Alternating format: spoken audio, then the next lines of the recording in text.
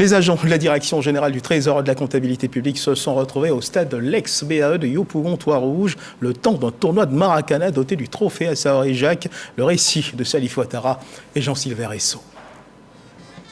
C'est un directeur général fier de ses collaborateurs qui est arrivé au stade de l'ex-BAE pour donner le coup d'envoi de cette édition post-Covid du tournoi des agents du Trésor et de la comptabilité publique.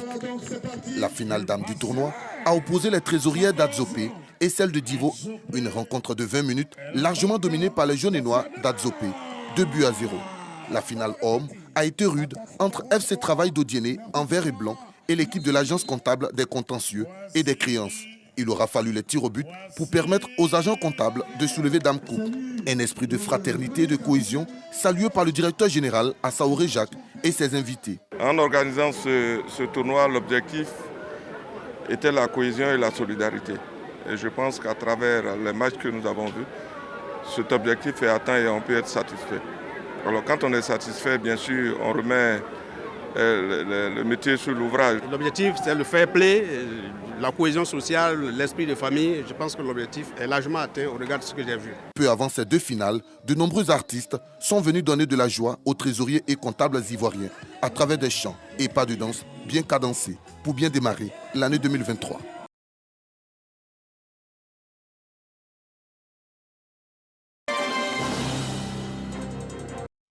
Après sa politique qualité qui lui a valu une certification, le Trésor public vient de présenter sa politique de lutte contre la fraude et la corruption. On prit part à la rencontre des partenaires techniques et financiers de l'État de Côte d'Ivoire, mais également des membres du gouvernement. Le ministre de l'Économie et des Finances représentait le Premier ministre Patrick Achi. Les détails de la rencontre avec Dangui Dangui. Visite de stand tenue par les différentes directions du Trésor public, où sont exposés les services numériques et les instruments de lutte contre la fraude et la corruption au sein de cette institution financière. Des instruments que viennent renforcer la politique de lutte du Trésor public contre la fraude et la corruption lancée ce vendredi. La politique de lutte du Trésor public contre la fraude et la corruption, objet de la présente cérémonie, a pour objectif général d'améliorer la transparence et la gouvernance au sein du Trésor public à travers la promotion d'une culture anti-fraude et anti-corruption.